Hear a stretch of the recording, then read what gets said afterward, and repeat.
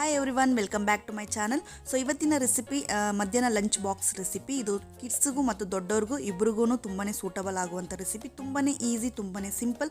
So ಫಾಸ್ಟಾಗಿ ನೀವು ಮಾಡಬಹುದು. ಮಾರ್ನಿಂಗ್ ಅರಿಬಿರಿ ಆಗದೆ ಇರೋ ಥರ ಇರುತ್ತೆ. ಸೊ ಬನ್ನಿ ಅದು ಹೇಗೆ ಮಾಡೋದಂತ ನೋಡೋಣ.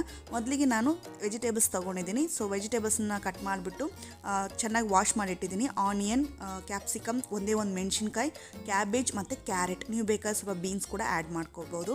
ಸೊ ಇದನ್ನೆಲ್ಲ ಹೆಚ್ಚಿಬಿಟ್ಟು ಕ್ಲೀನಾಗಿ ವಾಶ್ ಮಾಡಿ ಇಟ್ಕೊಂಡಿದ್ದೀನಿ. ಒಂದು ಪ್ಯಾನಿಗೆ ನಾನು 2 ಟೇಬಲ್ ಸ್ಪೂನ್ ಆಯಿಲ್ ಹಾಕ್ಕೊಳ್ತಾ ಇದ್ದೀನಿ. ಇದು 1 ಪರ್ಸನ್ಗೆ ಮಾಡ್ತಾ ಇದ್ದೀನಿ ನಾನು.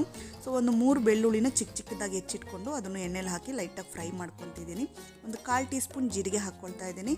ಸೊ ಇದು ಲೈಟಾಗಿ ಫ್ರೈ ಆದಮೇಲೆ ಸ್ವಲ್ಪ ಏನು ಹೆಚ್ಚಿಟ್ಟಿದ್ದೀವೋ ಅದನ್ನೆಲ್ಲ ಸ್ವಲ್ಪ ಹಾಕಿ ಚೆನ್ನಾಗಿ ನಿಧಾನಕ್ಕೆ ಫ್ರೈ ಮಾಡ್ಕೊಳ್ಳೋಣ.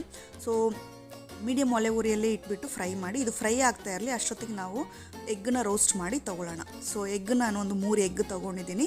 2 ಎಗ್ಗನ್ನ ನಾನು ಈ ರೀತಿ ರೋಸ್ಟ್ ಮಾಡ್ಕೊಳ್ತೀನಿ. ಚೆನ್ನಾಗಿ ಪ್ಯಾನಿಗೆ ಹಾಕ್ಬಿಟ್ಟು ಒಂದು ನಾನ್ ಸ್ಟಿಕ್ ಪ್ಯಾನಿಗೆ ಹಾಕಿ ಚೆನ್ನಾಗಿ ಇದನ್ನು ರೋಸ್ಟ್ ಮಾಡಿ. ಇದು ಫುಲ್ಲು ಡ್ರೈ ರೋಸ್ಟ್ ಆಗಬೇಕು, ಆ ರೀತಿ ಇದನ್ನು ರೋಸ್ಟ್ ಮಾಡ್ಕೊಳ್ಳಿ.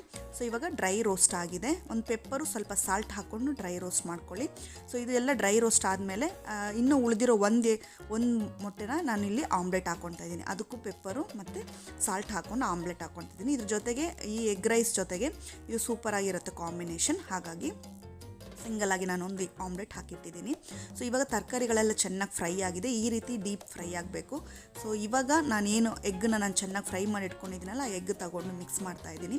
ಸೊ ಒಂದಕ್ಕೊಂದಕ್ಕೆ ಚೆನ್ನಾಗಿ ಮಿಕ್ಸ್ ಮಾಡಿಕೊಂಡು ನಾವೇನು ರೈಸ್ನ ಬಡಿಸಿಟ್ಕೊಂಡು ಇದೀವೋ ಆ ರೈಸ್ನ ತೆಗೆದು ಮಿಕ್ಸ್ ಮಾಡೋದಷ್ಟೇ. ಸೊ ಇದೆಲ್ಲ ನೀಟಾಗಿ ಫ್ರೈ ಆಗಿದೆ. ಒಂದಕ್ಕೊಂದು ಮಿಕ್ಸ್ ಮಾಡಿ ಫ್ರೈ ಮಾಡ್ಕೋಬೇಕು. 1 ನಿಮಿಷ ಫ್ರೈ ಮಾಡಿಕೊಂಡ್ರೆ ಸಾಕು. ಇವಾಗ ರೈಸ್ ಆ್ಯಡ್ ಮಾಡೋ ಟೈಮ್. ಸೊ ರೈಸ್ನ ಆ್ಯಡ್ ಮಾಡಿಬಿಟ್ಟು ಸ್ವಲ್ಪ ಅದ್ರ ಮೇಲೆ ಪೆಪ್ಪರ್ ಮತ್ತು ಜೀರಿಗೆ ಪುಡಿ ಇದ್ದರೆ ಹಾಕೊಂಡ್ಬಿಡಿ. ತುಂಬಾ ಟೇಸ್ಟ್ ಇರುತ್ತೆ. ಇದನ್ನು ಹಾಕಿಬಿಟ್ಟು ನಿಧಾನಕ್ಕೆ ಅದನ್ನು ರೋಸ್ಟ್ ಮಾಡಿಬಿಡಿ. 1 ರಿಂದ 2 ನಿಮಿಷ ಚೆನ್ನಾಗಿ ಹಿಂಗೆ ರೋಸ್ಟ್ ಮಾಡಿಬಿಟ್ರೆ ಸೊ ಲಂಚ್ ಬಾಕ್ಸ್ ರೆಡಿ ಆಗುತ್ತೆ. ಇದು ನೈಟ್ ಟೈಮ್ ಡಿನ್ನರ್ ಕೂಡ ನೀವು ಯೂಸ್ ಮಾಡ್ಕೋಬೋದು. ಮಾರ್ನಿಂಗ್ ಬ್ರೇಕ್ಫಾಸ್ಟ್ ಕೂಡ ತೊಗೋಬೋದು. ತುಂಬಾ ಹೆಲ್ದಿ, ತುಂಬಾ ಟೇಸ್ಟಿ ಕೂಡ ಇರುತ್ತೆ. ಬೇಗನೆ ಮಾಡ್ಬೋದು. ಸೊ ಏನು ಟೆನ್ಷನ್ ಇಲ್ಲದೆ ಆರಾಮಾಗಿ ಬಾಕ್ಸಿಗೆ ನಾವು ತುಂಬಿಸಿ ಕಳಿಸ್ಬಿಡ್ಬೋದು. ಸೊ ಇವತ್ತಿನ ವಿಡಿಯೋ ಇಲ್ಲಿಗೆ ಮುಗಿಸ್ತಾ ಇದ್ದೀನಿ friends. Thank you for watching. ಈ ವಿಡಿಯೋ ನಿಮಗೆ ಇಷ್ಟ ಆಗಿದ್ದರೆ ಒಂದು ಲೈಕ್ ಕೊಡಿ, ಫ್ಯಾಮಿಲಿ ಫ್ರೆಂಡ್ಸ್ಗೆ ಶೇರ್ ಮಾಡಿ. ನೆಕ್ಸ್ಟ್ ಒಂದು ಸೂಪರ್ ಆಗಿರೋ ವಿಡಿಯೋದಲ್ಲಿ ನಿಮ್ಮನ್ನ ಭೇಟಿ ಮಾಡ್ತೀನಿ. And till then take care. ಒಳ್ಳೆ ಆಹಾರ ತಿನ್ನಿ, ಆರೋಗ್ಯವಾಗಿರಿ. ಬಾಯ್.